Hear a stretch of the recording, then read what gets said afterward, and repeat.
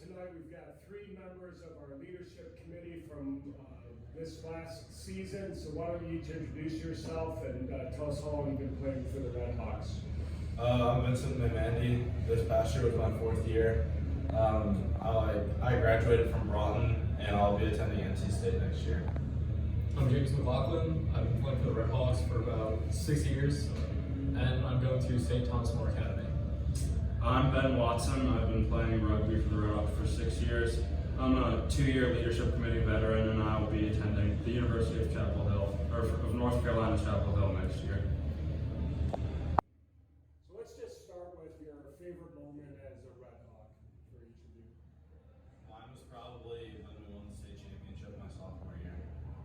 And mine was 8th grade when we won the state championship.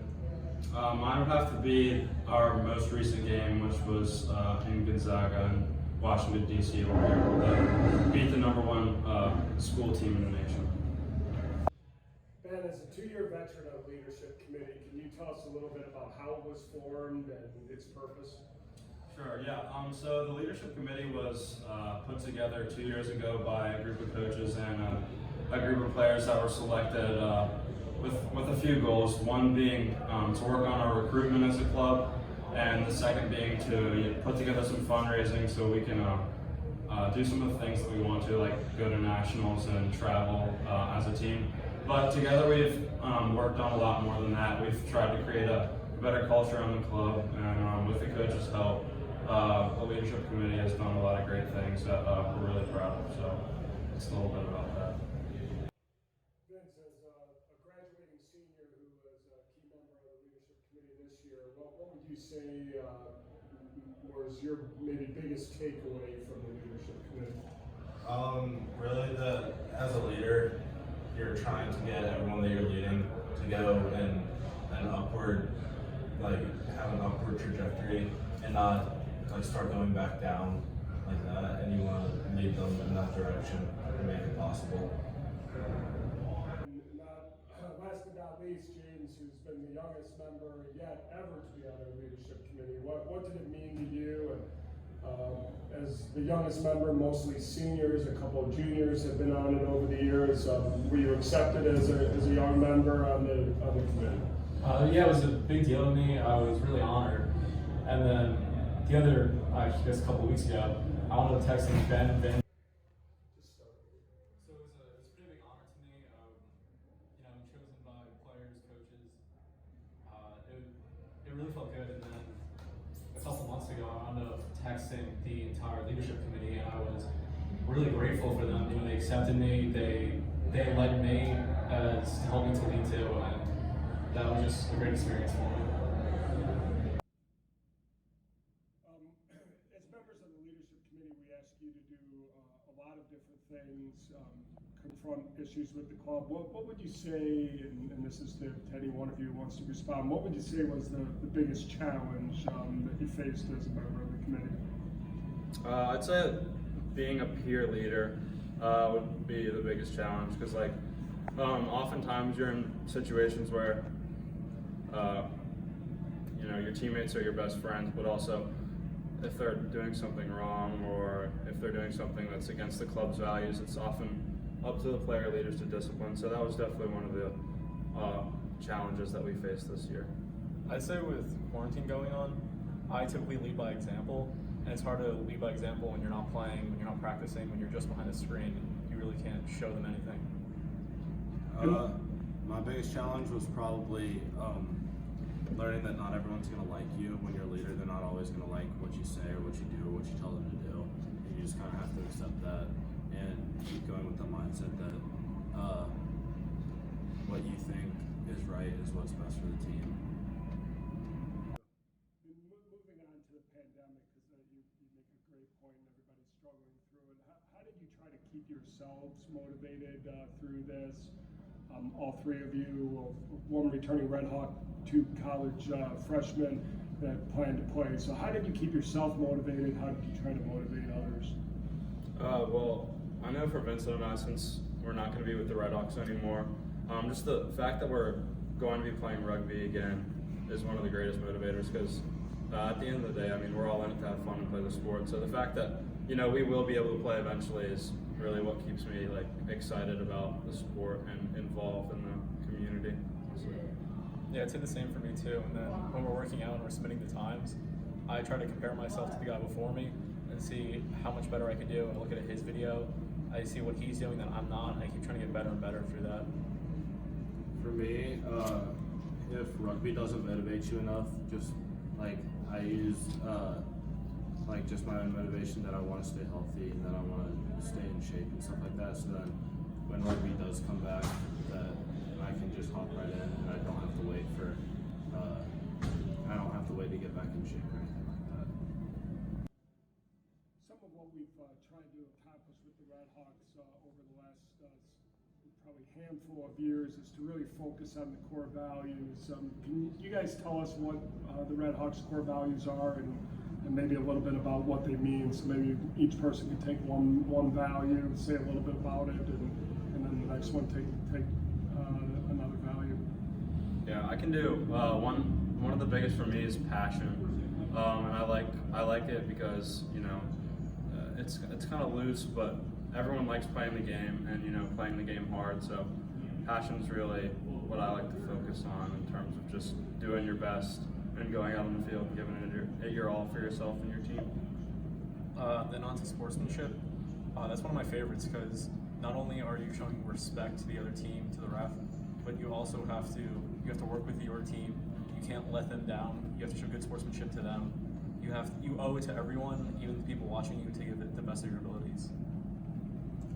Discipline is one of the biggest parts of rugby because the game of rugby is like a well-oiled machine, and if one person's not disciplined enough to do their job, then that machine breaks down. That's excellent. And our other two values are Teamwork. and Respect. Respect. Excellent. The coaches and the leadership committee spent a lot of time sort of discussing and learning what it means to be a leader, and you guys all had great input into that. Can you tell us sort of in your own words what you think it means to be a leader? Vince? For me, being a leader is being a servant to the people you're leading. All the greatest leaders in history have always served the people that they're leading and brought them to one common goal. I'd say having very good character. I want people to look at me and say, I want to be like him. I want to be a role model for people. Yeah, being a role model and also just understanding that leading it's not always about doing the talking, but also listening to the team and the people that you're around to make yourself better and the team better. So with the Red Hawks, a lot of times we talk with our freshmen about sort of the difficulty of the jump from middle school to high school and playing with kids up to 4, sometimes 5 years older than you, with Ben and Vince both graduating and heading out into college as freshmen rugby players. How do you think the transition for you will be to go from being leaders of your Red Hawks club to being the brand new kid on the block in your college teams, and how do you think you're going to handle that sort of change in role, at least temporary change in role? Well, just in general for college, it's doing the hard right over the easy wrong when you're put in a hard situation, because that will define yourself as a leader instantly and define yourself as someone that will do the right thing.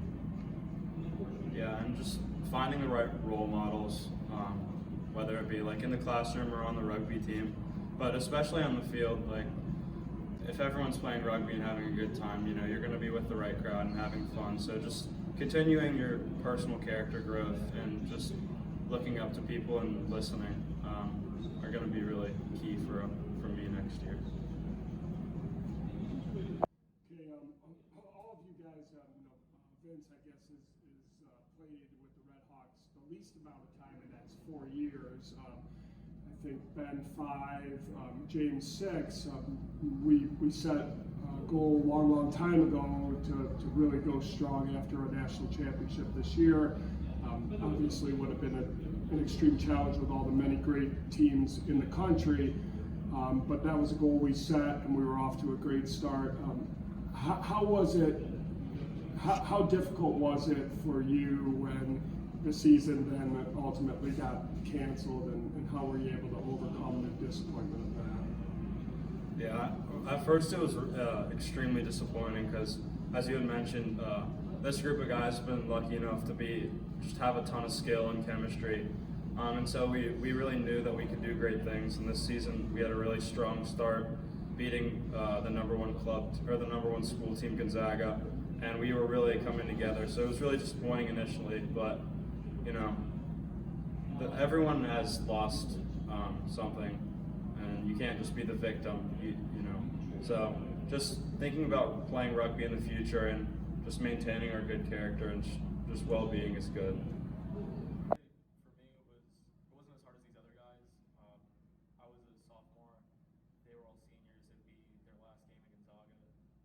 It hit me pretty hard because I knew we had a good shot and that we had a lot of talent, but I don't think it was as bad as for me as the other guys.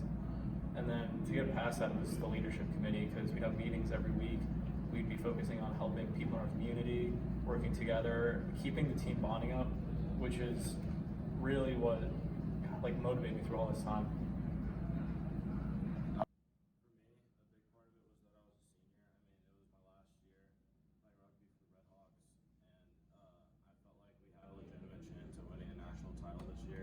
I knew we would have went into nationals steaming hot, and we would have messed up there.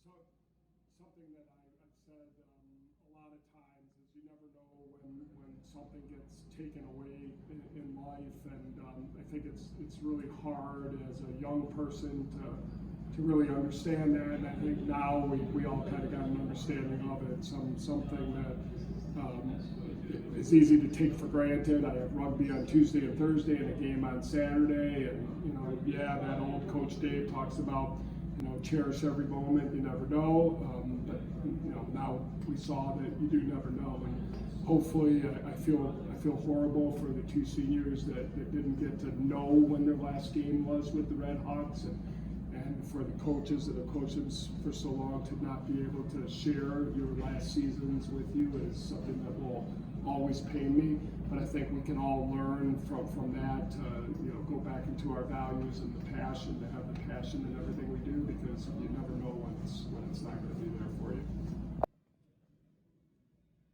All right, as the last question, what advice would you give to either future Red Hawks current players or future Red Hawks players, both in terms of playing for the Red Hawks and trying to find success on the playing pitch, as well as seeking leadership opportunities? Well, obviously for me, this is gonna sound a little cliche, but don't take anything for granted out there, because you never know which play is going to be your last. And I had no clue that the Gonzaga game was going to be my last game. And if I had known that, I would have played 10 times harder than I did in that game. And also, don't try and pick a fight with Dave. You're not going to win, or he's not going to let you win. For the Red Hawks who want to get better, want to keep playing, I take every opportunity to get. Wake up 8 a.m. on Saturday morning, go to touch, play broad and play sevens, play 15s, try to get with the older kids. They know better, they are better, and they'll make you that much better. Yeah, I'd say just keep working hard and just keep having fun with the team, and y'all will get better. And if you have the same common goals, just trying to get everyone on the same page, just have fun and play rugby would be my advice. This was excellent, and I have to say we started this a couple years ago. Not all the coaches were in agreement that having a player leadership committee made sense, and I think several of the coaches believe so strongly that we decided that doesn't matter, and you guys have demonstrated why it's so important to have the players really be the ones to lead the club forward. And this group and these three guys that we're lucky enough to have on the leadership committee this year were outstanding leaders and will be outstanding leaders throughout their entire lives, I'm confident. So we're very thankful to have had Ben and Vince play for the Red Hawks and serve in our leadership committee. I wish it was a full year that you could have served this year because you were fantastic. And James, to have a 10th grader that I fully expect to be on the leadership committee for 2 more years is going to be invaluable to us as we transition from this really strong group to the next group of Red Hawks. So I can't thank you enough for everything you've done for the Red Hawks.